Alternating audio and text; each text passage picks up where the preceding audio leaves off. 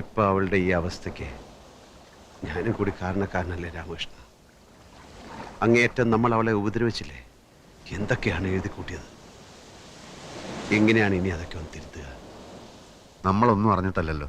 അതെ, അറിയാതെയും അന്വേഷിക്കാതെയും ആ മാമച്ചന്റെ നിർബന്ധത്തിന് വഴങ്ങി. എനിക്കതൊക്കെ തിരുത്തണം. ഒറ്റ വഴിയേ ഉള്ളൂ, അറിയാവുന്ന കാര്യങ്ങളൊക്കെ സത്യസന്ധമായിട്ട് എഴുതുക. അങ്ങനെ പെട്ടെന്ന് എഴുതിയാൽ ആളുകൾ വിശ്വസിക്കോ? വിശ്വസിക്കും. താൻ എഴുതണം. എല്ലാത്തിനും കാരണം ആ കുട്ടിയുടെ മാനസിക വിഭ്രാന്തിയായിരുന്നു എന്ന് വരുമ്പോൾ എല്ലാം ന്യായീകരിക്കപ്പെടും. വാക്കുകളിൽ ആത്മാർത്ഥത ഉണ്ടാവുമ്പോൾ എല്ലാവർക്കും എല്ലാം ബോധ്യമാവും.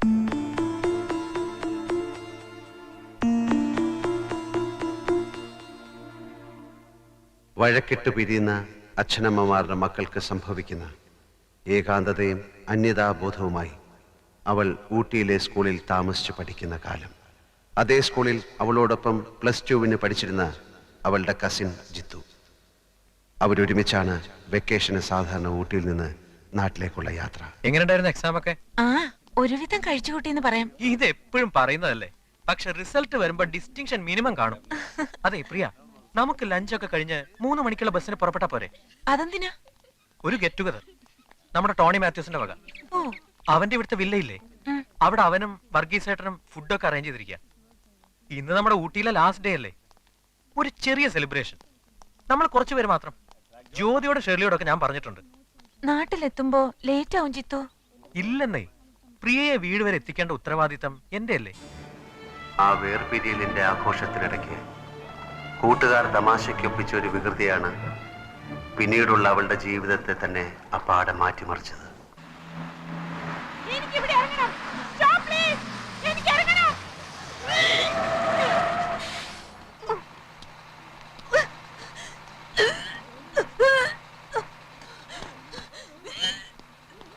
പ്രിയ, എന്തു പറ്റി? അറിയില്ല. പ്രിയ, എന്താ? എന്ത്? ചുറ്റുന്നു.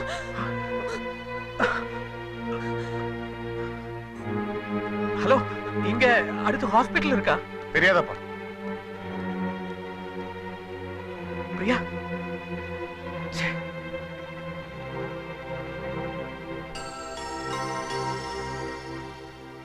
ഹോസ്പിറ്റലിന് ടൗണിലേക്ക് തിരിച്ചു പോകണം. എന്താ പറ്റിയത്? അത് ഒരു ടാക്സി കിട്ടൂ? വിളിച്ചു പറഞ്ഞാ വരും. എന്താ പറ്റിയ കുട്ടിക്ക്? അത് പിന്നെ നാട്ടിലേക്ക് പോണ വഴിയാ. ബസ്സിൽ വെച്ച് തല കറങ്ങി. എന്റെ കസിനാ. വെക്കേഷൻ സ്റ്റാർട്ട് ചെയ്ത് ഞങ്ങൾ ഫ്രണ്ട്സ് സെലിബ്രേറ്റ് ചെയ്തപ്പോ അബദ്ധത്തിൽ കുറച്ച് ലിക്കർ കഴിച്ചു പോയി. ജ്യൂസാണെന്ന് കരുതി കുടിച്ചതാ. അത്രേ ഉള്ളൂ. അതിന് ഹോസ്പിറ്റലൊന്നും പോണമെന്നില്ല. ഒരു മുറി തുറന്നുതരാം. ഷവറിന്റെ ചോട്ടിൽ കുറച്ചേരം നിർത്തിയാൽ മതി, ശരിയാവും. പ്രിയ, പ്രിയ,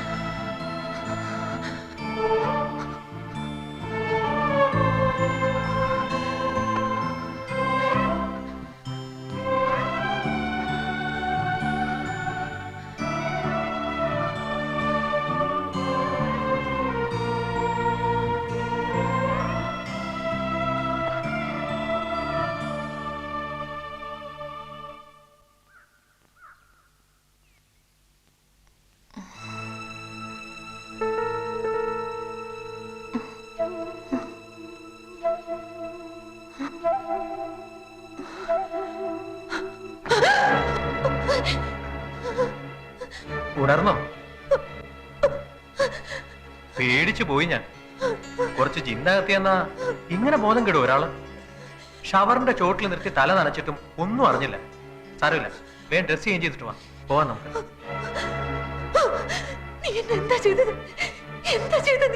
അത് കൊള്ളാം. കിടന്ന് വിറയ്ക്കുന്ന കണ്ടപ്പോ നനഞ്ഞ ഉടുപ്പൊക്കെ മാറ്റി. ഇതെവിടെയാണ്? എന്തിനെവിടെ വന്നത്? എന്താ സംഭവിച്ചത്? എന്ത് സംഭവിച്ചു? നീ എന്നെ എന്താ ചെയ്തത്? പ്രിയ, ഞാൻ വേണ്ട, വേണ്ട. You cheat! No!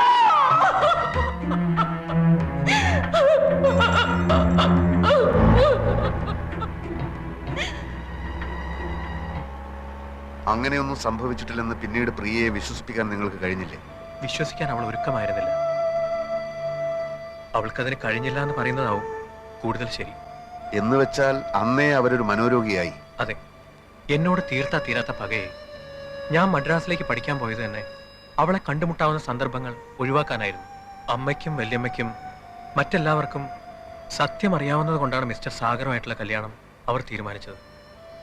ഒരു കല്യാണത്തോടെ അവളുടെ മനസ്സ് നേരെയായിക്കോളും എന്നവർ കരുതി. പക്ഷേ അവൾ മദ്രാസിൽ എന്നെ തേടി വന്നു. എന്നെ വകവരുത്തുകയായിരുന്നു ഉദ്ദേശം. അവിടെ 6 മാസത്തോളം ഒരു മെന്റൽ അസൈലത്തിലായിരുന്നു. പിന്നീട് തറവാട്ടിലേക്ക് പോകാൻ അവൾ കൂട്ടാക്കിയില്ല. ഹോസ്റ്റലിലൊക്കെ താമസിച്ച് പഠിച്ചു. വർഷങ്ങൾക്ക് ശേഷം വീണ്ടും എന്നെ കാണുമ്പോൾ ഒന്നും ഉണ്ടാവില്ല മിസ്റ്റർ ജിത്തു. എല്ലാവരുടെയും സാന്നിധ്യത്തിലല്ലേ നമ്മൾ കാണുന്നത്. നിങ്ങളുടെ സ്വാന്തനപ്പെടുത്തലുകൾ ചിലപ്പോൾ മറ്റേത് മരുന്നിനേക്കാളും ഫലം ചെയ്തെന്ന് വരും. No, I don't want any explanation. ഇത്രയും പേരുടെ ഡ്യൂട്ടിക്കുള്ളപ്പോ ഇതൊരിക്കലും സംഭവിക്കാൻ പാടില്ലായിരുന്നു. ആ പേഷ്യന്റ് എന്തെങ്കിലും പറ്റിയാൽ അതിന്റെ ഉത്തരവാദിത്തം നിങ്ങൾക്കായിരിക്കും. എന്താ ഡോക്ടർ? ഇവര് കുളിക്കാൻ കയറുന്നത് വരെ പ്രിയ റൂമിൽ ഉണ്ടായിരുന്നതാണ്. Now she is missing.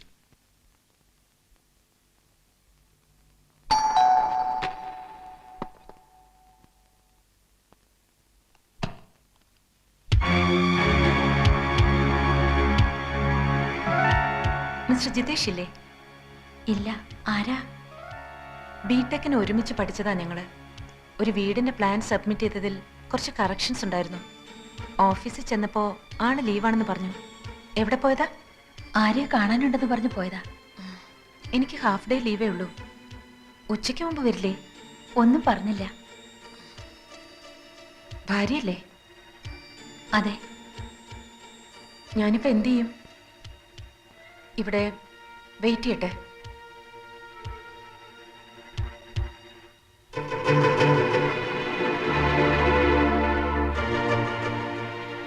കുടിക്കാൻ കുറച്ച് വെള്ളം.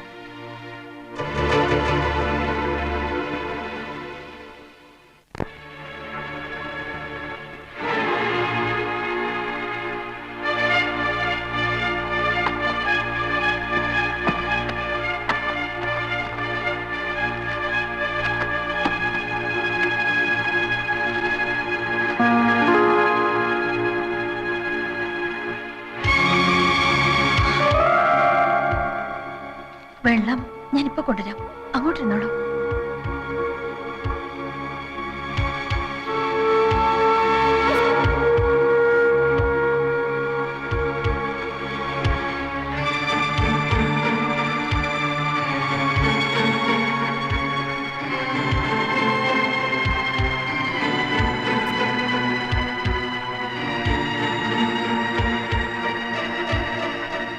വെള്ളം. നിങ്ങളുടെ കല്യാണം കഴിഞ്ഞിട്ട് എത്ര നാളായി? 2 വർഷമായി. എന്താ പേര്? പേര് ശോഭ.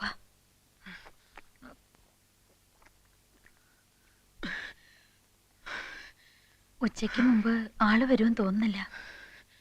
വരട്ടെ, വെയിറ്റ് ചെയ്യാം. വൈകുന്നേരം ആവും ചിലപ്പോ. സാരമില്ല, കണ്ടിട്ടേ പോകുന്നുള്ളൂ. ഫോൺ നമ്പർ തന്നാ ജിത്തോട്ടം വരുമ്പോ വിളിക്കാൻ പറയാം. നേരിട്ട് കാണേണ്ട കാര്യമാണ്. എങ്കിൽ പോയിട്ട് വൈകിട്ട് വന്നോളൂ. ഞാൻ ഇവിടെ വെയിറ്റ് ചെയ്തോളാന്ന് പറഞ്ഞില്ലേ?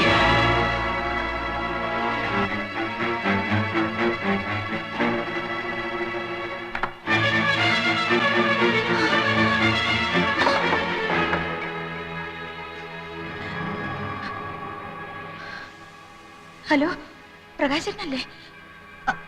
ആ ഞാൻ ശോഭ. ജിത്തുവിന്റെ അവിടെ എവിടെ പോകുന്നെന്ന് വല്ലതോ? വന്ന് പെട്ടെന്ന് ഇങ്ങോട്ടൊന്ന് വരാൻ പറയോ? അല്ല വേണ്ട, പ്രകാശേട്ടനൊന്നും ഇങ്ങോട്ട് വരുമോ? അവര് വന്നിട്ടുണ്ട്. പ്രിയ ജിത്തുവേട്ടന്റെ പഴയ അവര് മെന്റൽ ഹോസ്പിറ്റലാണെന്ന് ജിത്തുവേട്ടൻ പറഞ്ഞത് ഓർമ്മയുണ്ട്? ഇല്ല, അറിയില്ല. എനിക്ക് പേടിയാവുന്നു. ഞാൻ ഒറ്റയ്ക്കുള്ളൂ. ശരി.